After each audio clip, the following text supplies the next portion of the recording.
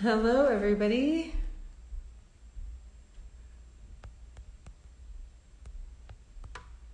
We are just getting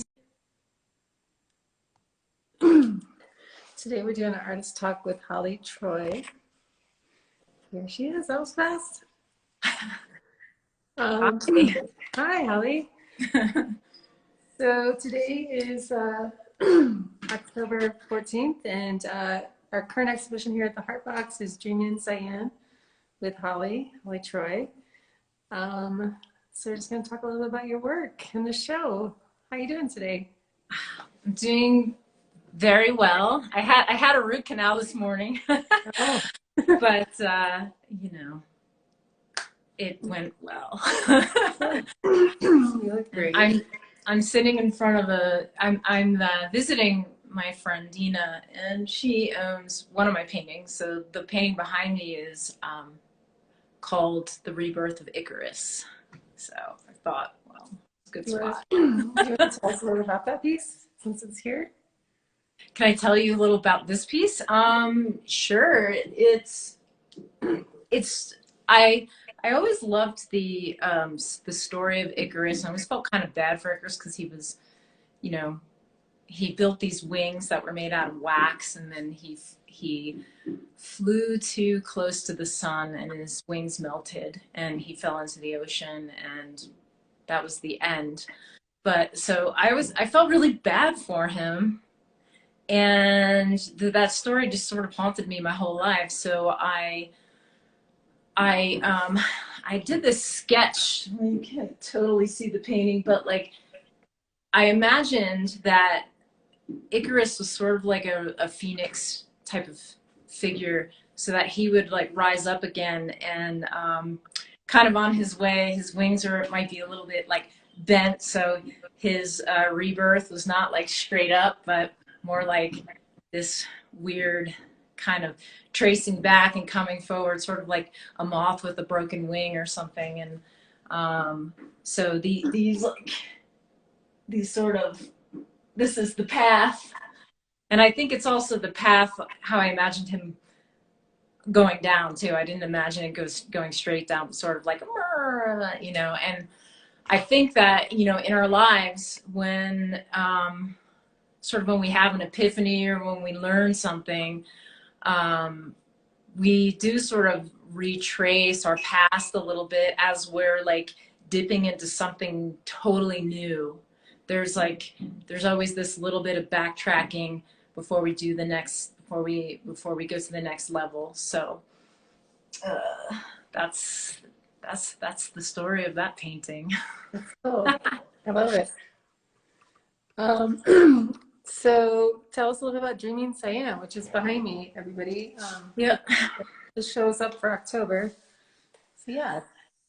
So I really am astounded by the color of the sky here in the Southwest, and there there is so much.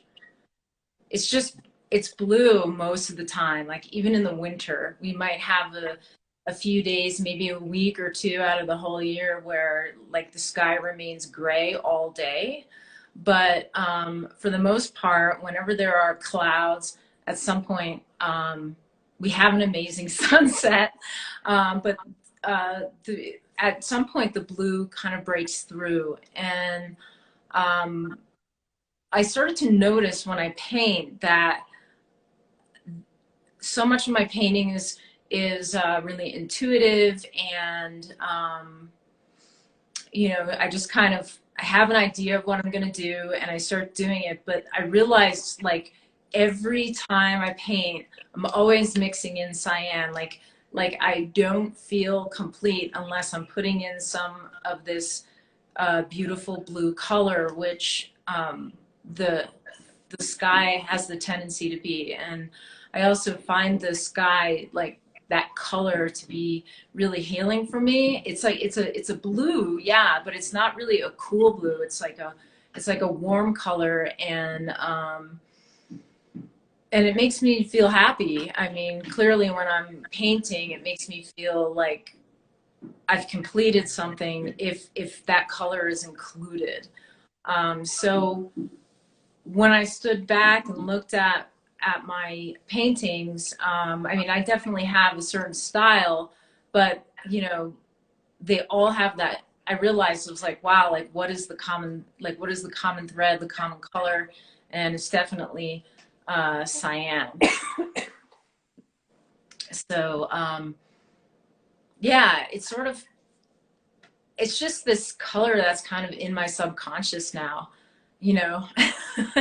I don't know how else to describe it. So it's sort of like a dreamy color. Like I usually go for walks or bike rides, sort of toward the end of the day when that color starts to shift.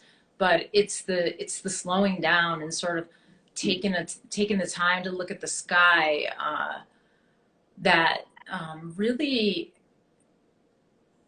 just really sort of makes my day feel complete.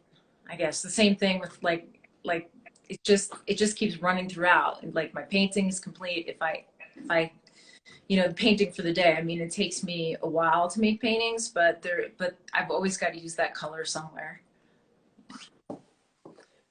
Do colors change for you, or has it always been blue, kind of something you've always been drawn to? Um, Do you go through yeah, phases?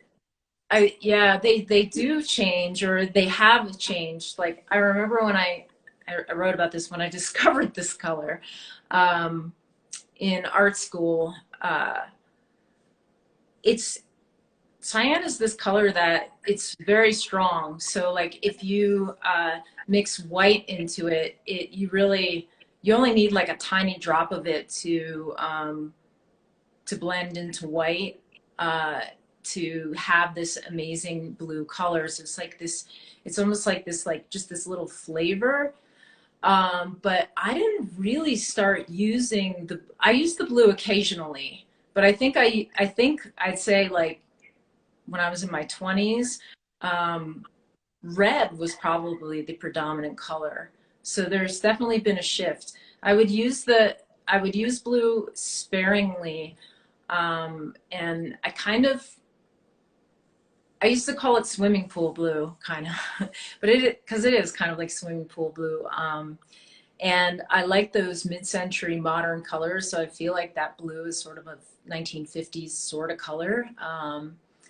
And it's just it it it's just something that has it just encompasses my like so much more of my reality now, that like I feel more comfortable using larger swaths of it in my paintings, whereas before I was like I have to use this very sparingly. So it's everywhere now. Well, I find that interesting, and because you're into more spiritual stuff, I feel like maybe I can bring this up. But I was talking to somebody else the other day about colors that we're drawn to and how that can relate to like different things unseen, like or for instance, like chakras or something like that. So blue is interesting because that's what voice, throat. Yes, Yeah. yeah. And that color, actually, this particular color, so the throat chakra is blue, but it's sort of like, cyan's kind of almost like a turquoise-ish blue. That's the throat chakra. And yeah, and I also sing. So it's quite possible that like subconsciously, this is just like I'm flooding my system as I rediscover my voice, because I let go of music for about 14 years, and a few years ago I started singing again, and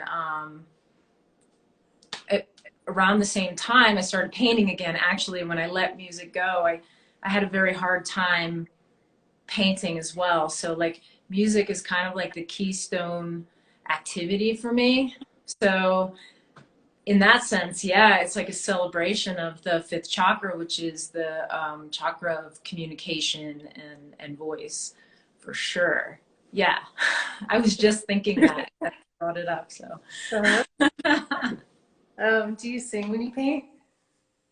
yeah, I'll sing. Sometimes I'll tell stories, because I get a lot of ideas for other things while I'm painting. Um, Usually I'll have some music on, but sometimes I don't. Sometimes I'm just making sound. Like I sound.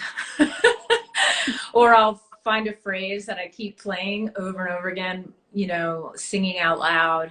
I actually have recorded myself a few times while I'm painting because I'm like, that's pretty cool. I should save that and incorporate it into a song. So I still have to go back and listen. It's like you start to get all these recordings and they build up, and then you're like, where was it? But yeah, I have a lot of that, or just like, yeah, I just keep repeating. There's something I think about the repetitive motion of brush strokes Mhm. that also kind of triggers something musical in my mind. Your pieces to me feel very musical, like sound. Like to me, I see sound and like vibrations, like the way like things move, like a lot of movement for sure. Um, Yeah. Yeah, vibrations are they're huge. I guess that's, you know, what I've been um like when I look at colors, they sort of vibrate for me. And when I'm working, like sometimes I'll almost, it's like, it gets pretty trippy sometimes. I'm sure you know as a painter, like just looking at color, and that's what color is. It's a vibration, you know, as well, you know, as sound. So yeah, it's God, it's hard to explain or describe. It's like just by putting certain colors next to each other, I'll almost get like high from it. If that, if that makes, am I allowed to say that? yeah. If that makes any sense, you know, it's like, whoo, you know, like I'll step away and I'm like, uh, I'm kind of in a slightly alternate reality from painting. hmm Yeah, Yeah. and I love that.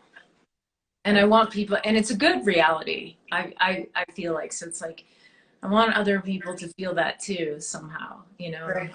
hoping it, I can hope it works. Right. So let's talk about one of your pieces. How about Cosmic Clock? Because people seem to really enjoy that piece. It's the one right behind me here. Sure. And I haven't heard you talk about this one yet, I don't think. I don't think I have talked about it. That because that one just it feels so that painting is kind of mysterious to me. But I think that paintings sometimes are. So you know, the very first part of this painting actually was a landscape, so it was like kind of earthbound. And then I did this kind of grid over it, which was like uh, the grid was sort of like human, the mark of humanity, right? Where we're always trying to make order out of things, and but like the cosmos itself, it does have order. It's just so large that sometimes we can't see it. And yeah, and then one day I just I wanted to fight against the grid, and I started with this like circular this circular design that kind of went out but also came in. So there's this kind of push and pull, and I, you know, I study the movements of planets, and so I love astrology and realize I've been studying it for like 30 years, and started to just kind of play with this idea of like push and pull in the cosmos. And I wasn't really sure that that's what I was doing until, you know, again, like I stood back and I'm like, wait a minute, this is kind of like rock. It's kind of like a spiral and a dance that happens between like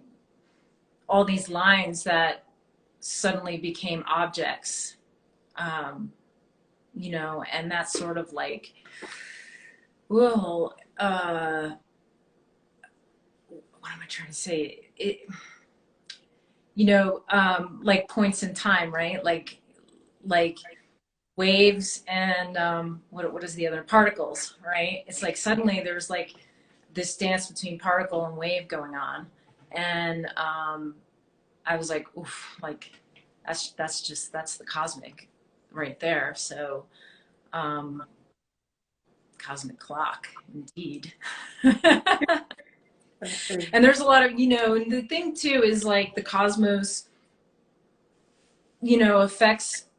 affects us, affects everything on Earth because the Earth is in the cosmos, and at the same time, if we see ourselves as, beings, everything puts out vibration. So whatever vibration we're putting out actually affects the cosmos too. So there's this, everything that I'm doing, that I guess I contemplate all this stuff when I'm painting. Everything that we do, whatever our vibration is, really does affect what's out there, and what's out there affects us as well. And we affect each other. I love that. Yeah. I So love we that see piece. what? I love that piece. I'm glad. Yeah, somebody posted a picture of like a nebula or something underneath, like it was posted on Facebook, and they posted a picture of something going on in the stars, and it was like this kind of gray and blue background, and then there was like all this like peach and blue like swirl. I was like, oh my god. Pretty amazing. There's definitely a push and pull and a dance, and that's just, I feel like that's a reminder, like, that we're part of the dance. We should participate. Like, think about the participation. What are you doing? And you dance a lot at the end of your paintings, right? I do. I usually have this kind of ritual, like right before I start. I'm like, look what I get to do today. So I'll do like a little dance before I even get going. But usually when a painting is done, like I step back, and I'm like, oh my gosh, this one is done. Like there's just a need for me to like to dance. Like I feel it, I gotta move with it. And so maybe that's part of how like that musical energy comes through, because it really does move me to dance. I'm always dancing, but like there's a certain feeling I get like when I know it's done. Yeah. Great. Well, let's see if anybody watching has any questions for Holly. Do you have anything else you want to add about the show, your process, or like any of the other creative endeavors you go down? Sure. So, well, with my creative process, I tend to do like a lot of layers. Often, I'll start with something like I'll have maybe like a thumbnail idea of something, and I'll start with that thumbnail, and then it's like all of a sudden all this other energy kind of comes to me that says, well, now you've got to do this and you've got to do that. So whatever like I start with as a thumbnail, it never ends the way I expect it to begin. And it's kind of how I write too. So if I'm writing a fiction story, or even just writing an essay or something, I don't know how it's going to end. So I feel like my creative process is, it's like a form of discovery, you know, it's, and that's why I do it, because I don't know what the end is going to be. If I could just like make an outline, if I could write an outline, or like, just do a drawing and be like, this is exactly what I'm going to paint, then I don't really feel like I need to do it. If there's no discovery, if there's nothing to learn while I'm creating, then it it doesn't feel so vibrant to me. It feels like just an exercise. But So I think that's why I create, to discover something, to respond, to have a response to it, and to hope, and I hope that people also have a response to it. Um, so like if I'm making music, you know, I'm pretty happy. I'm super happy if somebody starts to dance when I'm making music, or if they start to sing, or whatever it is, you know. So it's kind of like that. Like I think, you know, painting is like not as an instantaneous process as say performing as a musician, but um, so like there, so the response, there has to be a response from myself as well. So that's part of the joy of it, and then like, and then kind of standing back and like letting it out there and seeing how other people respond to it is also, um, you know, it's like making music, but um, in a, but like a slower process. It's like slow motion music. Um, but yeah, I think discovery is probably the biggest thing for me, and then seeing if other people have some discovery when they experience it as well, you know. Great. Great. Yeah. You know, yeah, sometimes I'll have a story, or there'll be like a line, like a quote or a line from a story that kind of gets me going as well, or just like a rhythm. And and then it's almost like an excavation, like what am I, you know, uncovering, and by fully expressing whatever it is that this quote or this sound has is doing as it's moving through my body. Uh, yeah, I'm very physical. Yeah. Well, you are. I mean, you're physical in a lot of all of your um, endeavors. They're all, Yeah. yeah. Even when I write by hand, like longhand.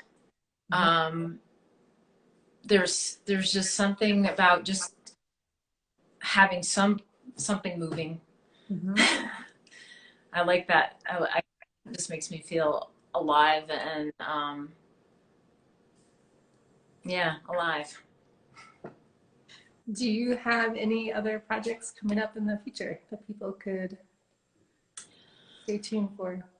I am going to, well, I'm going to continue painting. Right now my studio is not set up, so I'm having a little bit of break from the larger things, but I'm going to continue. I will continue, and I'll have some more cardboard pieces. I've been oil painting on cardboard too. Um, and I've done some music for a podcast called The Spellcast, which should be out pretty soon. And I'm also have, I guess there's some music coming out with the Lo-Fi Sophias, which is a band that I play in, pretty soon. From what I hear, things are being mixed, and you know, stuff is happening. So there's always something going on. I have some classes that I've been working on, some creative classes as well. They're writing courses. I created this course called Writing the Energetic Body, which actually works with the chakras. And I'm looking to film that in the next like couple of months and release that, so you can work with creative prompts, and you're like sort of find out what my process is a little bit as you work with some creative prompts, and do your own thing. Yeah. Exciting. Yeah. Exciting. I'm excited. Well, thanks, Holly, for joining us and sharing about your uh, process and these beautiful pieces. They're here at the Heartbox until October 30th. They're online at theheartbox.space. You should definitely check them out. They are very colorful and beautiful. All right. Thanks, Jill. Thanks for having me, and thanks for having the show. You're welcome. Well, have a great day. Take care. Thanks everybody for watching. Namaste. Bye.